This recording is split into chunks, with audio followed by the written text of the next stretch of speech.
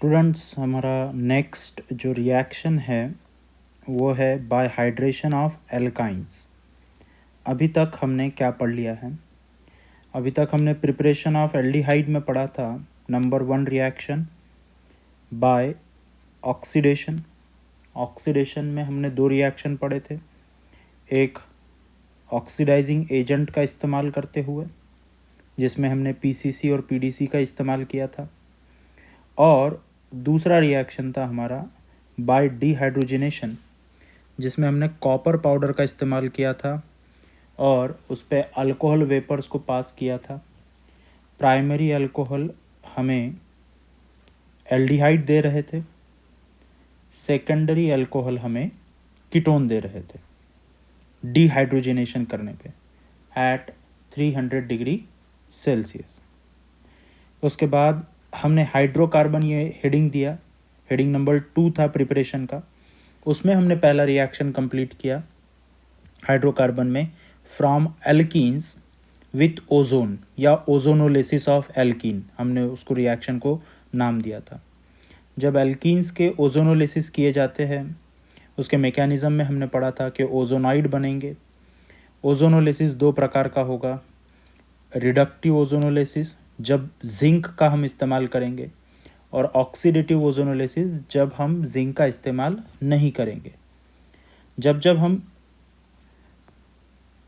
Reductive ozonolysis करते हैं तब तब हमें एल्डिहाइड्स और कीटोन्स मिलेंगे, और जब भी हम ऑक्सीडेटिव ओजोनोलिसिस करेंगे तो एल्डिहाइड ऑक्सीडाइज हो जाएंगे कार्बोक्सिलिक एसिड में, और ऐसे कंडीशन में हमें कार्बोक्सिलिक एसिड और कीटोन्स मिलेंगे।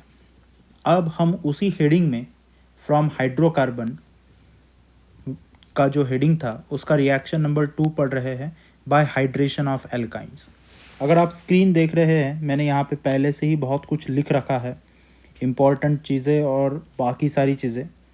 ये हाइड्रेशन का मतलब क्या है तो हमने लिख रखा है यहाँ पे that addition of water is called as an hydration. Alkynes ऐसे कंपाउंड जिनमें कार्बन कार्बन ट्रिपल बॉन्ड होता है। किस तरह के रिएजेंट हमें यहाँ पे यूज़ करने हैं तो हमें यूज़ करना है 40% H2SO4 और 1% HgSO4। ये एक तरह का इलेक्ट्रोफिलिक एडिशन है, मार्कोनिकॉफ रूल को फॉलो करेगा। ठीक है, अब चलिए बढ़ते हैं रिएक्शन की ओर कि रिएक्शन ये किस प्रकार होता है। तो मैंने ऑलरेडी यहाँ पे बहुत सारी चीज़ें लिख रखी है, पूरी रिएक्शंस कर रखी है ताकि लिखने में ये समय ना जाए और कम समय में मैं आपको ज़्यादा से ज़्यादा चीज़ें समझा सकूँ। यहाँ पे मैंने बहुत कुछ लिख रखा है, आप इसे पॉज करके इस रिएक्शन को लिख सकते हैं आपके नोटबुक में। चलिए मैं बात करता हूँ कि जब हमने इथीन ये मॉलिक्यूल लिया है, इथीन या सॉरी मैंने इथीन लिख दिया है इसको गलती से, इसका मैं करेक्शन करवा देता हूँ अभी। ये एक्चुअली इथाइन है। जब हम इथाइन इस मॉलिक्यूल का यूज़ करते हैं, ठीक है, और इसे हाइड्रेशन के लिए यूज़, यानी जब इसका हम हाइड्रेशन करेंगे, इथाइन का हाइड्रेशन किया जाएगा वाटर के साथ in presence of sulphuric acid and mercuric sulphate. हम जानते हैं कि ये पाई बॉन्ड ब्रेक होगा और पाई बॉन्ड किसी एक कार्बन को मिलेगा। जिस कार्बन को पाई बॉन्ड मिलेगा उस कार्बन पे पॉजिटिव चार्ज आएगा और उसी पे ये जो हाइड्रोजन है वो अटैक करेगा क्योंकि इस पे चार्ज है पॉजिटिव। अब ये पॉजिटिवली चार्ज ने यहाँ पे अटैक किया है, इसका मतलब यहीं पे पाई बॉन्ड ब्रेक हुआ होगा, वो बताने की हमें ज़रूरत नहीं है। और इसमें हमें एक अनस्टेबल सा विनाइल अल्कोहल बन जाएगा जो कि एक तरह का इनॉल है। इनॉल का मतलब आप समझते हैं, फंक्शनल ग्रुप है अल्कोहल, इसीलिए यूज़ किया है ऑल, और डबल बॉन्ड उसके पड़ोस वाले ही कार्बन पे लगा हुआ है।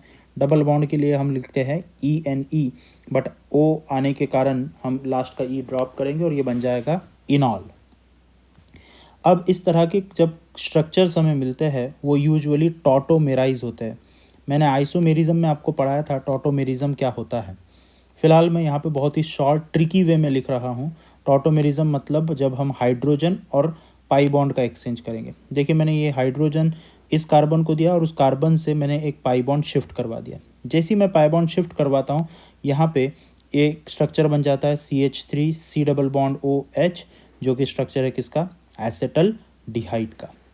इथाइन एक अकेला ऐसा अल्काइन है जो हमें क्या बना के दे सकता है, एसेटल डिहाइड, मतलब कि एक एल्डिहाइड दे सकता है।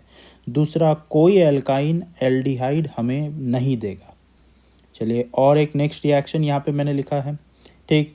ये एक अल्काइन मैंने यहाँ लिया है, बट इस अल्काइन को अगर आप नोट करें तो ये एल्काइन नॉन टर्मिनल है। कैसा है, सॉरी ये गलत हो गया है, ये एक अल्काइन जो है, मैं करेक्शन कर रहा हूँ यहाँ पे, ये टर्मिनल एल्काइन है। टर्मिनल मतलब देखिए लास्ट वाले कार्बन के साथ में ट्रिपल बॉन्ड जुड़ा हुआ है, टर्मिनल एल्काइन है। यहाँ पे हमने यूज़ किया है 40% H2SO4, ये रिएजेंट लिखना ही पड़ेगा। 1% HgSO4, आप देख पा रहे हैं रिएक्शन हुआ, टॉटोमेरिज्म हुआ, और फाइनली देखिए क्या बन गया है, मिथिल कीटोन। सिमिलरली मैंने यहाँ पे एक और एग्जांपल लिया पेंटुआइन का, जो कि एक नॉन टर्मिनल अल्काइन। अब देखिए आप समझ पा रहे हैं कि अल्काइन दो प्रकार के होते हैं, अगर आखिरी वाले कार्बन के साथ में आया तो टर्मिनल, और बीच में अगर कोई कार्बन पे आया तो नॉन टर्मिनल। यहाँ पे भी हमारे पास रिएजेंट होगा 40% H2SO4 और 1% हमारे पास में होगा HgSO4, जिसे हम कहते हैं मर्क्यूरिक सल्फेट। अब इस केस में आप समझ लीजिए कि ये जो OH है, हो सकता है वो इस कार्बन पे अटैच्ड हो जाए, और जब यहाँ पे अटैच्ड होगा तो कुछ इस प्रकार जैसा स्ट्रक्चर बन जाएगा, ठीक है। अगर वो इस वाले कार्बन पे अटैच हो जाए तो ये पहले वाले स्ट्रक्चर के जैसा एक कीटोन हमें मिल जाएगा टॉटोमेराइज होने के बाद। अब सवाल ये आता है कि जब भी दो प्रोडक्ट हमारे पास बनते हैं तो हमें डिसाइड करना होता है कि मेजर कौन सा और माइनर कौन सा।